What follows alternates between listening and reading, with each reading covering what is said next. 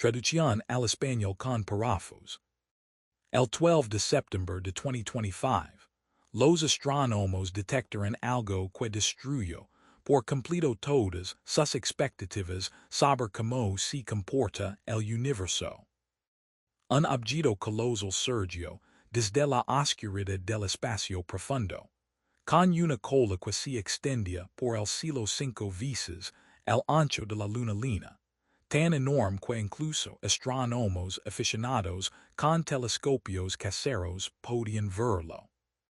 En cuestión de horas se confirmó que no se trataba de un cometa ordinario. Era algo mucho más grande, mucho más brillante y mucho más extraño que cualquier cosa jamás registrada. Oficialmente catalogado como C2025R2, AHORA simplemente llamado Swan. Pero lo que realmente dio a los científicos paralizados fue su sincronización, por otro objeto, el ya infame 3I Atlas, también se acercaba, avanzando hacia el Sol desde la dirección opuesta del cielo.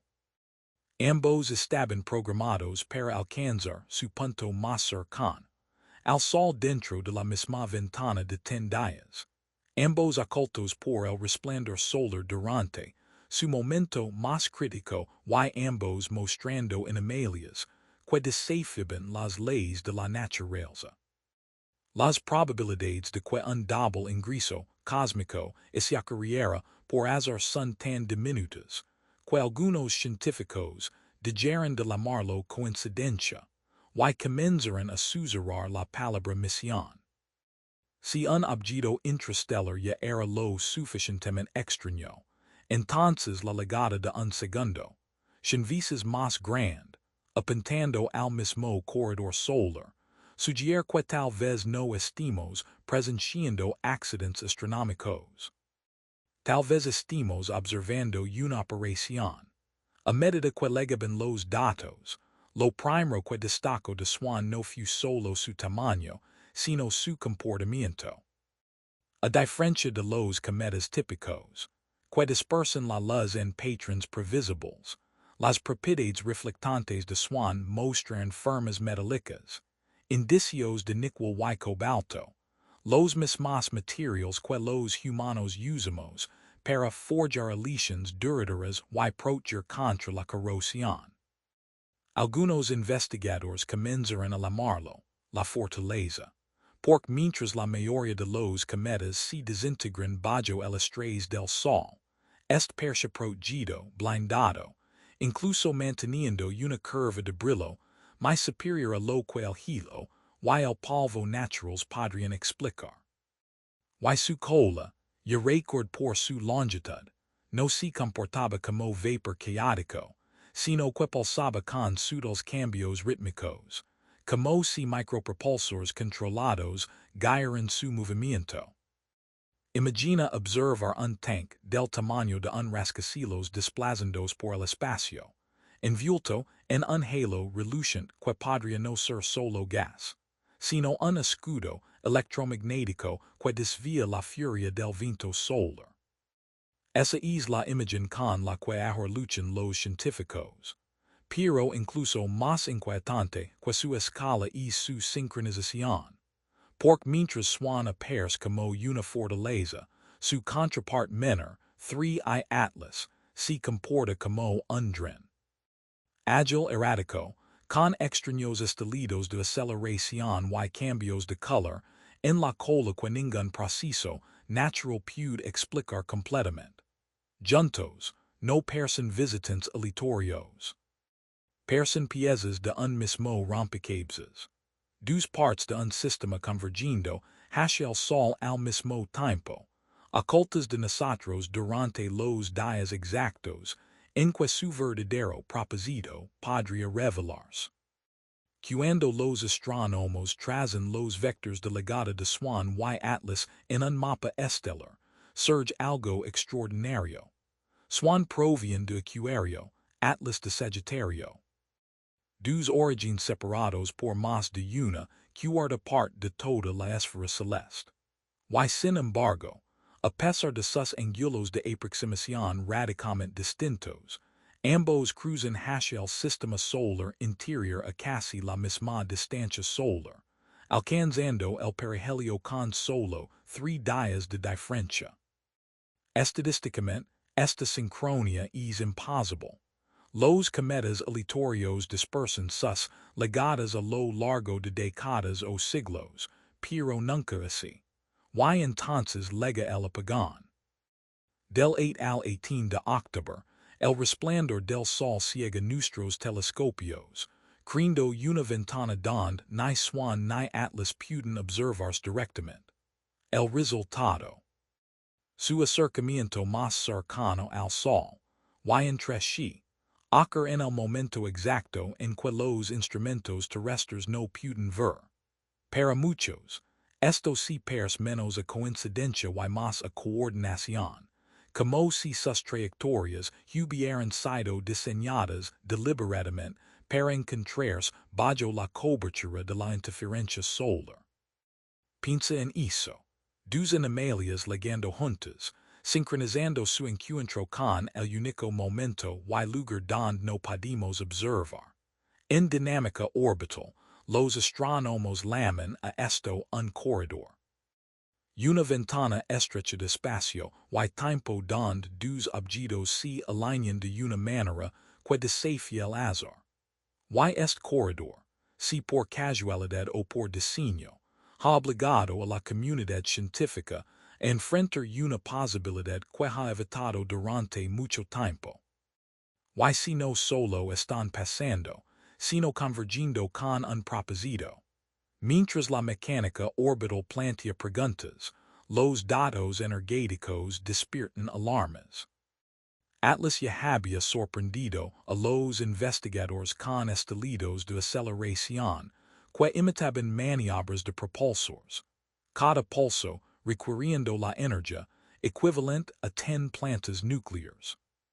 Pero Swan Hayes que incluso hizo parezca trivial, porque sus niveles de energía implícitos están en el orden de 10,000 gigavatios, más que toda la red eléctrica de la Tierra. Ningún núcleo cometero natural puede producir tal potencia. Sus metals reflectantes, su halo persistente y sus pulsos rítmicos sugieren no desgasificación, sino control. Como una máquina usando ráfagas de plasma para maniobrar. La idea de propulsión diseñada, antes descartada como ciencia ficción, ahora circula en silencio entre astrónomos, que no pueden ignorar los números. Y luego está la sincronización de los pulsos, suficientemente regular como para parecer una señal, lo bastante definida para insinuar comunicación. Tan consistente que algunos ya no llaman a Swan una fortaleza, sino un faro. Si Atlas es un drenaje estando su trayectoria, entonces Swan podría ser la nave nodriza. Una estructura colosal diseñada para sobrevivir milenios en el espacio, llegando ahora no por azar, sino por ciclo. Con un periodo orbital de más de 22,000 años, Swan pudo haber pasado por aquí mucho antes de la historia registrada, quizá durante la última era glacial, dejando rastros que nuestros antepasados pudieran haber recordado como mitos, talados o advertencias. Y ahora está de regreso, alineado una vez más con otra animalia, como si quisiera recordarnos que no somos la única inteligencia dando forma al cielo. Justo cuando la curiosidad mundial alcanzaba su punto máximo, descendió el silencio. La NASA, la ESA y otras agencias restringieron discretamente la publicación de datos, suspendiendo imágenes de alta resolución y rastreo por radar durante los días en que los dos objetos estarían más cerca del Sol. Oficialmente, esto se explicó como tiempo de inactividad por conjunción solar, una medida estándar. Pero tras bambalinas, filtrations revelaron órdenes explícitas. Evitar declaraciones públicas, negar solicitudes de dados sin prosar, y desviar propustas do observations alternativas. El apagan no solo fu natural, fu impuesto. Y sin embargo, el silencio de las instituciones solo amplificó las voces de los astronomos independientes que, organizados en foros y redes privadas, mantuvieron sus telescopios apuntados al cielo. Grupos como AHORA Tracker Collective en España y la red de telescopios distribuidos de Bill que comenzaron a compartir datos, desesperados por capturar, incluso, fragmentos de información que los gobiernos se negaban a revelar. Esta resistencia de base ha alimentado la especulación de que algo extraordinario está ocurriendo tras el telón. Algo que las agencias no quieren que el público ve. Porque si Swan y Atlas están convergiendo con un propósito, la verdadera pregunta no es que son, sino por qué están aquí ahora. Y si su encuentro fue diseñado, entonces la humanidad ya ha tropezado con una misión que nunca debió presenciar. Cuando los telescopios siguieron a 3i Atlas, surgió algo inusual. Su cola no solo brillaba, cambiaba de forma que parecía deliberada. En pocas semanas se registraron 3 aceleraciones repentinas, cada una marcada y sorprendente, espaciadas casi como un reloj, y cada una coincidiendo con un cambio de color en la cola. En un momento, el resplandor se tornaba rojo. Al siguiente, volvía neutro, luego regresaba nuevamente, como si un mecanismo oculto estuviera ajustando su propulsión. La desgasificación natural en los cometas ocurre gradualmente, impulsada por el calor del Sol. Pero lo que Atlas mostraba era abrupto, rítmico y controlado. Las estimaciones indicaron que la energía requerida para cada impulso equivalía a 10 plantas nucleares funcionando a plena capacidad. Para un trozo de hilo y polvo, eso es imposible. Para una máquina, tiene sentido. Mientras tanto, la enorme estructura de Swan reflejaba este comportamiento a escala aún mayor. Su gigantesca cola no era caótica, sino que pulsaba con microestelidos que la empujaban sutilmente, como correcciones de curso hechas con precisión. Ambos objetos, uno pequeño y ágil, el otro vasto y imparable, parecían maniobrar dentro del sistema solar no como vagabundos, sino como participantes de un plan.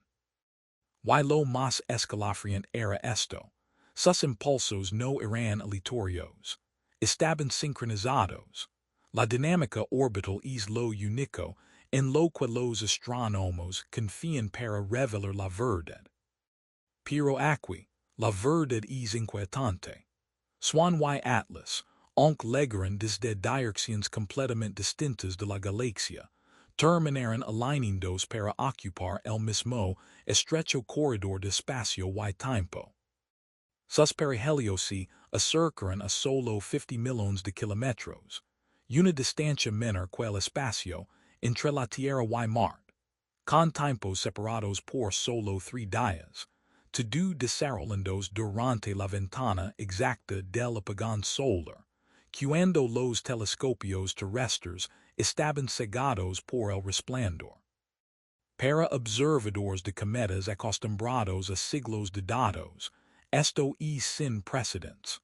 Normalmente, los visitantes intraestelares aparecen de manera esporádica, separados por décadas, con órbitas dispersas.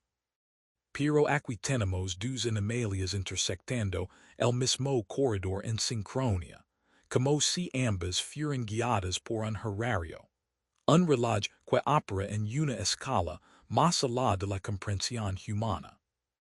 Es como si el Sol no fuera solo un centro gravitacional, sino un punto de encuentro, un centro de reunión para misiones que apenas empezamos a notar. Cuando la casualidad se desmorona, el diseño surge como la única explicación sobre la mesa. incluso las voces más cautelosas en astronomía AHORA admiten. Esto parece diseñado. Cuando los científicos comparan las salidas de energía de los dos objetos, la incredulidad se convirtió en temor. Atlas, con sus impulsos repentinos, irradiaba estelidos equivalentes a 10 gigavatios, suficient para abastecer ciudades enteras. Pero Swan, su luminosidad sostenida implicaba una salida energética de 10,000 gigavatios, más que toda la energía generada en la Tierra. Esa escala de energía no puede reconciliarse con procesos naturales. Los cometas subliman hilo. Los asteroides reflejan luz. Pero nada manchen una potencia estable y inmensa sin colapsar. Comenzaron a surgir teorías. Estaba Swan recolectando energía solar, usando el sol como una estación de recarga colosal. Estaba su enorme casco metálico diseñado para capturar radiación y convertirla en propulsión. Algunos investigadores marginales incluso argumentaron que no era un cometa, sino una construcción tipo fortaleza, su vasta cola resplandeciente un subproducto de escudos de plasma. Y la posibilidad más inquietante, que su energía no fuera para viajar, sino para comunicarse. Un ferro transmitiendo no a la Tierra, sino a un lugar mucho más distante. Sus pulsos cargando información a través del vacío. Si eso es cierto, entonces Swan no está solo visitando, está reportando. Y nosotros no somos la audiencia prevista.